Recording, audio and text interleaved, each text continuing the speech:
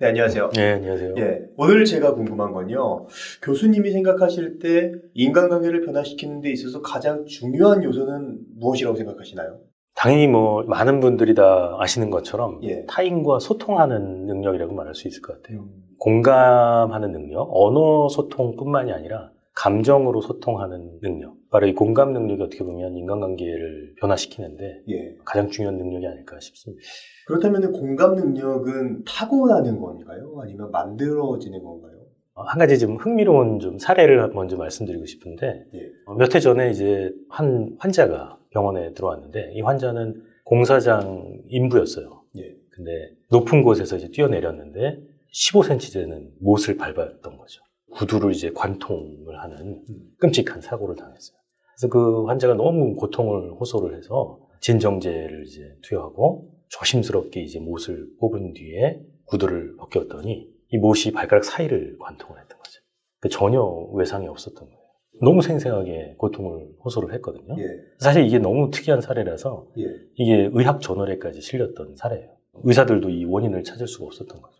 최근에 뇌과학에서는 이 상황을 이제 시뮬레이션이라는 현상으로 설명을 해요. 예. 우리 뇌는 실제 외부의 어떤 현상들을 그대로 인식하는 것이 아니라 시뮬레이션을 통해서 인식한다라고 하는 그런 연구들이 이미 많이 알려져 있죠. 예. 예를 들어서 내 손에 자극이 가해지는 장면을 보고 예. 바로 이제 신체로부터 통증을 경험하게 되면 이 시각 장면이 들어오는 뇌 부위하고 통증이 뇌로 신호를 보내서 흔적이 남는 부위 간에 이 연결이 생기게 돼요. 이 경험을 반복적으로 하게 되면 예. 둘 간에 연결이 생기게 됩니다. 그래서 그 다음부터는 내가 상처를 입게 되는 그런 시각적인 경험만 하더라도 나중에는 직접 통증이 없더라도 예. 그 통증을 경험하게 되는 거죠. 결국 시뮬레이션을 통해서 예. 통증을 경험하게 되는 그런 상황을 말씀드릴 수 있을 것 같아요. 와. 그럼 우리가 느끼는 고통이나 이런 것들이 그 고통 때문에 우리가 고통을 느끼는 게 아니라 고통을 느낀다는 생각 때문에 고통스러울 수도 있다라고도 해석할 수 있는 건가요? 그렇죠. 근데 그 생각이 전혀 근거 없는 건 아니고 지금 보신 것처럼 못이 내 구두를 관통하는 굉장히 고통을 느낄 수밖에 없다라고 하는 그 상황을 내가 인식해야지만 그 통증이 생겨난다는 거죠. 시뮬레이션이라고 하는 건 사실 우리가 생존하는데 굉장히 중요한 기능 중에 하나예요. 그래서 우리가 짬뽕을 먹을지 짜장면을 먹을지 이 결정하는 순간에도 우리 머릿속에서는 나도 모르게 시뮬레이션이 작동하는 거죠. 그리고 이 시뮬레이션의 결과로 나는 선택을 하게 되는 거죠. 우리 뇌에서는 과거에 대한 기억이나 미래에 대한 예측이 거의 동일한 뇌 부위를 사용한다는 게 알려져 있어요. 그래서 결국 기억의 기능이라고 하는 건 미래를 예측하기 위한 거라는 거죠. 그래서 우리는 미래를 예측한다고 생각하지만 사실은 나의 과거 기억들을 다시 재조합한다라고 말할 수 있어요. 그러니까 과거에 의해서 미래가 만들어지는 게 그냥 우리가 과거에 경험을 했기 때문에 미래까지 되는 게 아니라 그럴 수밖에 없는 어떠한 필연적인 연결성이 만들어지는 거라고 볼 수 있는 건가요? 네, 그렇죠. 어떻게 보면 미래를 예측한다라고 하는 것은 나의 과거로부터 벗어나기가 참 어려운 거예요. 그 말은 내가 다른 사람의 감정을 예측한다는 것도 나의 과거 경험들이 재조합돼서 만들어진 그런 시뮬레이션의 결과라고 말할 수 있는 거예요. 그럼 굉장히 중요한 게 어쨌든 지금 과거는 과거니까 내가 미래에 더 행복해지기 위해선 지금 어떤 행복한 경험을 하는 게 굉장히 중요한 포인트라고 볼 수 있겠네요. 과거를 만들어야 되니까. 그렇죠. 예. 지금 내 경험을 근거로 해서 나는 미래의 감정을 경험하게 되니까 예. 지금 현 시점의 내 경험이 굉장히 중요한 재료들이 될 거라는 걸 알 수 있죠. 그렇다면 결국 공감이라는 것은 과거에 의해서 느껴지는 어떠한 현재의 감정과 연결이 되는 어떠한 메커니즘이라고 볼 수 있을까요? 사실 최근에 많은 연구들에 따르면 예. 공감은 사실 우리가 생각했던 것보다 굉장히 자기중심적인 감정으로 알려져 있어요. 일반적으로 우리가 공감이라고 했을 때 타인에게 공감을 해준다라는 말을 많이 그렇죠. 하잖아요. 네. 근데 그 개념이 완전 다르다. 예, 사실 내가 타인의 감정에 공감하기 위해서는 그 사람의 감정을 내가 시뮬레이션 해내야 되고 재구성해야 되는데 이 시뮬레이션을 위해서 사용하는 재료는 나의 과거 경험들 아니면 나의 현재 신체 상태라는 거죠. 나랑 과거 경험이 달랐거나 현재 신체 상태가 다른 타인에 대해서는 정말 공감하기 어려울 수밖에 없어요. 사용한 재료가 다르기 때문에 예. 이걸로 만들어낸 결과물은 당연히 다를 수밖에 없겠죠. 그 감정이 타인의 감정과 동일할 것이라고 생각하고 이걸 무작정 그 사람에게 투사하는 건 어떻게 보면 공감이라기보다는 어쩌면 무례함으로 나타날 수도 있고 오히려 폭력이 될 수도 있죠. 그렇다면 여기서 궁금한 게 우리가 흔히 뭐 사이코패스라고 하는 분류의 사람들, 그런 사람들은 공감 능력이 굉장히 떨어지는 사람들이잖아요. 이런 사람들은 좀 어떻게 설명할 수 있죠? 그 부분에 대해서 설명하려면 우리가 종종 혼동해서 사용하고 있는 공감과 다른 관점 이동이라고 하는 개념에 대해서 이해할 필요가 있습니다. 예. 관점 이동이라는 건 뭐냐면 믿음이나 신념이나 지식이 전혀 다른 사람의 어떤 심리 상태를 이해할 수 있는 능력인 거죠. 그건 관점 이동이라고 얘기해요. 나에게 익숙한, 나에게 편한 관점은 버리고 타인의 관점으로 들어가는 거죠. 우리가 이제 종종 이걸 공감이라고 부르기도 하는데 실제로 우리 뇌에서는 완전히 다른 뇌 부위를 사용합니다. 공감과는 굉장히 다른 너무 신기해. 메커니즘이죠. 우리가 일반적으로 상대방의 입장에서 생각하는 걸 공감이라고 생각했는데 그건 공감이 아니고 공감이라는 건 나의 경험이나 삶에 의해서 만들어지는 게 공감인 거고 지금 말씀해 주신 건 관점 이동이다. 네, 맞아요. 그럼 여기서 굉장히 중요한 포인트가 어쨌든 우리는 사람들과 다 다른 경험을 하면서 살아왔잖아요. 완전 다른 사람이 있을 수도 있고. 그렇죠. 그럴 때 중요한 건 관점 이동이 굉장히 중요한 요소가 될 것 같네요. 그렇죠. 예. 나의 관점을 버리고 타인의 관점에서 그 사람을 이해하는 거니까 예. 당연히 관점 이동이 어떻게 보면은 그 사람을 훨씬 더 정확하게 볼 수 있는, 이해할 수 있는 그런 방법이 되는 거죠. 그렇지만 사실 관점 이동에는 또 단점이 있습니다. 제일 큰 단점은 훨씬 더 비용이 많이 들어간다는 거죠. 왜냐면 사람들은 누구나 자신의 관점을 자연스럽게 취해요. 훨씬 더 쉽죠, 그게. 별 비용이 들지 않습니다. 그냥 시뮬레이션을 통해서 바로 이해할 수 있으니까. 근데 내 익숙한 관점을 버리고 타인의 관점으로 가려면 굉장히 많은 비용이 들어요. 이걸 이제 심리학에서는 인지적 자원이라고 얘기를 하죠. 예. 사람들은 대부분의 경우는 그냥 직관적인 공감을 사용하고 아주 특별한 경우가 아니면 관점 이동을 사용하지 않습니다. 특별한 경우라는 게 어떤 경우? 네, 그 특별한 경우는 본인한테 이익이 될 때, 그럴 경우에 많이 사용하게 되죠. 가장 대표적인 이유는 누군가로부터 호감을 얻고 싶을 때, 그 사람이 원하는 것, 그 사람이 좋아하는 것, 이걸 이해하려고 노력할 수 있어요. 그럼 다시 말하면 관점 이동을 잘하는 사람은 호감을 얻기 쉽다라고 해석할 수 있을까요? 그렇죠. 사람들은 내 감정을 이해해주는 사람한테 호감을 느낄 수밖에 없으니까 예. 그 사람의 호감을 얻기 위해서는 그 사람의 관점에 들어갈 수밖에 없는 거죠. 네, 바로 이런 이유 때문에 공감 능력이 거의 없는 사이코패스들이나 소시오패스 같은 사람들도 다른 사람이 뭘 원하는지 예. 그리고 그 사람으로부터 호감을 얻기 위해서는 어떻게 해야 되는지 이런 것들은 이제 정상인보다도 오히려 더 뛰어난 경우들이 있어요. 와, 진짜 너무 신기한 게 이게 사이코패스들 중에 많은 사람들이 매력적이다라는 그런 평가를 받았다라고 알고 네, 있었거든요. 그런 경우도 있죠. 그러니까 네. 그 사람이 공감 능력이 떨어지지만 관점을 이동하는 능력은 탁월했기 때문에 매력적인 사람으로 사람들에게 인식이 될 수 있었다. 네, 그럴 수 있습니다. 네. 그렇다면 관점 이동을 잘 하기 위해서 우리가 어떤 노력과 훈련을 할 수 있을까요? 관점 이동은 말 그대로 어떤 내적 경험 없이 내부의 어떤 시뮬레이션 과정을 거치지 않고 그냥 외부에 있는 정보들의 인과관계를 추론하는 능력이라고 보면 돼요. 사실 그 부분은 어떻게 보면은 어떤 지적 능력하고 굉장히 밀접하게 관련돼 있죠. 흔히 얘기하는 지능. 그래서 외부에 있는 어떤 정보들을 세밀히 관찰하고 어떤 사람의 행동 습관, 그 사람의 말투 이런 것들을 주의 깊게 분석하는 것만으로도 어떻게 보면 향상될 수 있어요. 근데 사실 이런 걸 우리는 공감이라고 부를 수는 없겠죠. 반대로 관점 이동을 못하는 사람들은 굉장히 매력 없는 사람으로 보일 수도 있을 것 같아요. 네, 그럴 수 있을 것 같아요. 왜냐하면 상대방의 관점에서 그 사람이 원하는 걸 볼 수 있는 능력이 상대적으로 결여된 사람이기 때문에 그 사람의 호감을 얻는 데는 실패할 수 있겠죠. 가끔 TV나 혹은 주변에서 보면은 관점 이동을 완전 못하는 사람들이 있는 것 같아요. 그런 사람들은 진짜 매력 없는 비호감으로 낙인 찍혀서 고통받고 또 그 사람들은 뭐가 잘못된지 또 모르더라고요. 이런 경우에 좀 문제를 개선하고 더 이제 호감 있는 사람으로서 거듭날 수 있을까요? 저는 그런 경우에 굳이 관점 이동 능력을 발달시키는 것보다는 예. 그 사람의 공감을 확장시키는 방법을 더 추천하고 싶어요. 공감을 확장해라. 네, 공감을 오히려 확장시키는 방법이 본인에게도 훨씬 더 좋은 방법이 될 수 있고 그 사람의 인간관계도 긍정적인 방향으로 이끌어갈 수 있는 제일 좋은 방법이라고 생각을 합니다. 그럼 어떻게 해야 되죠?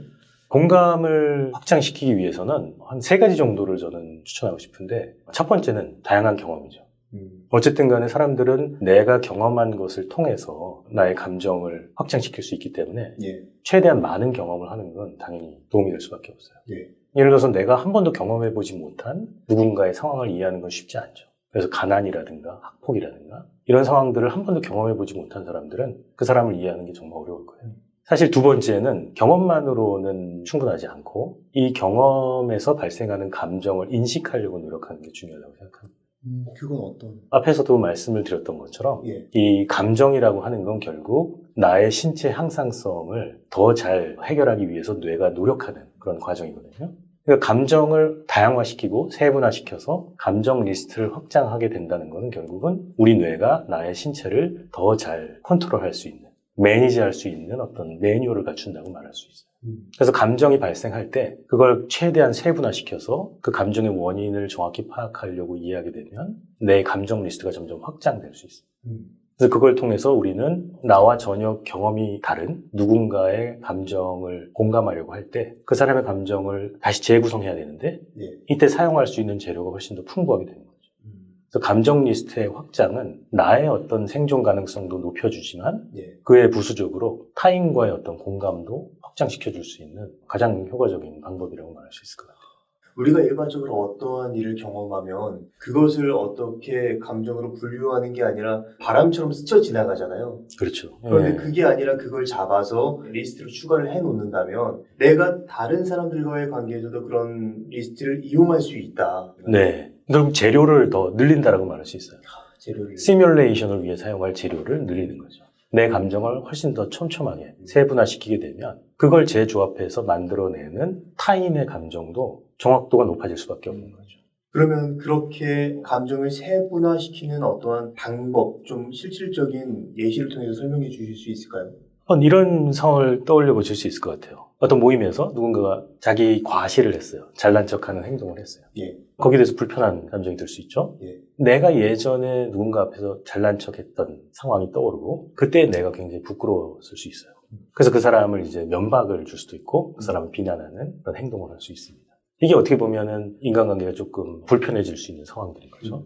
나의 과거 경험을 내가 적절하게 해소하지 못했기 때문에 나의 그 감정을 해결할 수 있는 방법을 잘 알지 못했기 때문에 상대방이 그걸 투사한다라고 말할 수 있을 것 같아요. 근데 만약에 내가 예전에 그런 잘난 척 하고 싶었던, 자기를 과시하고 싶었던 상황에서 그 원인을 파악하려고 노력했었다면, 네. 그리고 그걸 좀 더 성숙하게 해결할 수 있는 방법을 알아냈다면, 내 앞에서 지금 자기 과시를 하는 그 사람에 대해서 난 다른 행동을 할 수도 있을 거예요. 그 사람의 어떤 자존감을 건드리지 않는 말을 할 수도 있고, 어쩌면 그 사람을 더 잘 보듬어 줄 수 있는 그런 행동을 할 수도 있겠죠. 그 사람이 그렇게 행동하는 그 감정을 이해할 수 있기 때문에 그렇죠. 내가 그렇게 네. 행동할 수 있게 되는 거네요. 네, 그렇죠. 그 이해는 결국 내 감정을 내가 어떻게 해소했느냐에 따라서 다르게 나타날 수 있을 것 같아요. 결국에는 공감보다 더 선행돼야 될 것은 내 감정인 거죠. 아, 내가 그 감정을 어떻게 해소했느냐에 따라서 예. 상대방의 감정에 반응하는 방식이 달라지기 때문에. 너무 좋은 말씀 해주셔가지고 생각이 진짜 많아지네요. 그러니까 사실 공감이라고 하는 게 무작정 누군가를 이해하라고 하는 건 어떻게 보면 굉장히 어려운 일이에요. 굳이 그 사람을 이해하기 위해서 노력하기보다는 나를 이해하는 과정을 통해서 타인을 이해할 수 있다는 거죠. 내 감정을 더 잘 이해하는 것에 대한 어떤 부수적인 선물처럼 타인과의 공감은 더 깊어지고 확장될 수 있다. 이게 참 재밌는 게 나에 대한 이해가 깊어지면 깊어질수록 그만큼 타인을 더 이해할 수 있는 폭도 넓어진다. 네, 그렇게 볼 수 있을 것 같아요. 그리고 나를 더 잘 이해하기 위해서는 어떤 거에 집중을 하는 게 좋을까요? 가능하면 모든 감정들에 집중할 수 있으면 좋겠지만 그건 그렇게 쉬운 일은 아닐 것 같고요. 예. 그래서 많은 경우에 이제 누군가와의 관계에서, 타인과의 관계에서 발생하는 감정들의 근원을 볼 때 가장 갈등을 많이 유발하는 감정은 또 인정 욕구라고 말할 수 있을 것 같아요.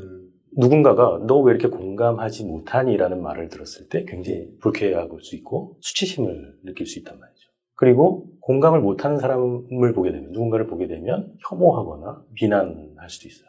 그럴 때마다 사실 내 감정을 들여다보는 것도 중요할 것 같아요.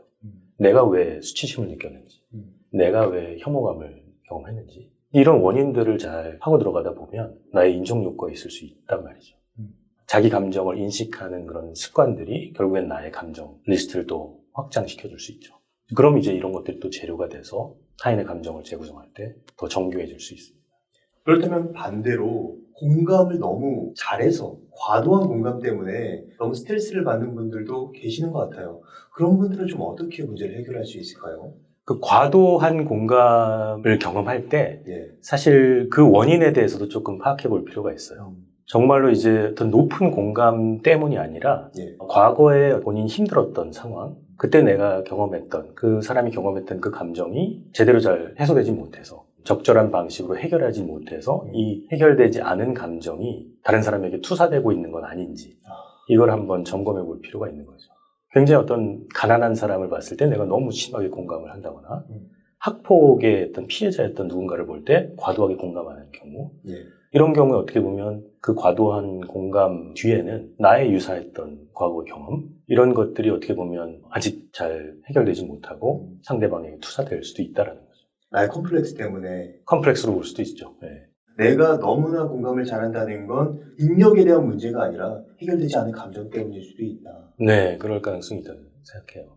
그래서 그런 경우에는 사실 이 감정을 공감이라고 믿고 그걸 그대로 어떤 행동으로까지 이어가는 건 굉장히 위험할 수도 있다고 생각합니다. 누군가한테 공감을 했을 때 진짜로 그 사람에게도 도움이 되고 나에게도 도움이 될 수 있는 방향으로 이끌어가기 위해서는 감정을 좀 필터링하는 게 중요하다고 생각해요. 거기서 나의 어떤 인정 욕구를 좀 줄여줄 수도 있고 그리고 어떻게 보면 나의 감정을 먼저 해결하는 게 우선돼야 된다는 거죠. 아직 해결되지 않은 나의 과거의 감정을 먼저 해결한 그 뒤에 이제 타인을 돕는 행동으로 나아가는 게 감정을 더 효율적으로 그리고 건강한 방식으로 이어갈 수 있는 방법이 아닐까 싶어요. 저번 시간에 말씀해 주셨던 것 중에 하나가 감정을 기록하라는 말씀을 해주셨잖아요. 네. 그런 감정을 기록하고 나서 살펴봤을 때 특정 부분에서 어떠한 감정이 과도하게 올라오는 게 어떤 지점이 보인다면 그게 어떻게 보면 나의 응어리진 감정일 수 있다. 네, 그럴 라는 수 걸로 있죠. 파악할 수 있겠네요. 네, 그렇죠. 근데 사실 인정 욕구를 굉장히 부정적으로만 보는 경우들이 많은데 우리의 인정 욕구는 삶을 지탱하는 굉장히 중요한 원동력이라고 생각을 해요. 그리고 우리의 사회적 관계를 풍요롭게 만드는 아주 중요한 요소기도 하고요. 예. 이걸 사실 우리가 얼마나 지속 가능한 방향으로 이끌어가느냐에 따라서 나에게 굉장히 위협적인 존재가 될 수도 있고 아니면 나뿐만이 아니라 내가 속해 있는 사회에도 이제 긍정적인 영향을 미칠 수 있는 그런 방향으로 나아갈 수도 있게 되겠죠. 오늘은 김학진 교수님을 모시고 우리가 진정으로 타인에게 공감하는 그 공감에 대해서 그리고 관점 이동 그리고 우리의 욕구를 어떻게 줄이고 더 의미 있는 삶을 사는 방법에 대해서 얘기를 나눠봤습니다. 그럼 오늘의 심리학은 여기까지 하도록 하겠습니다. 좋은 말씀해 주셔서 감사합니다. 네, 고맙습니다. 네.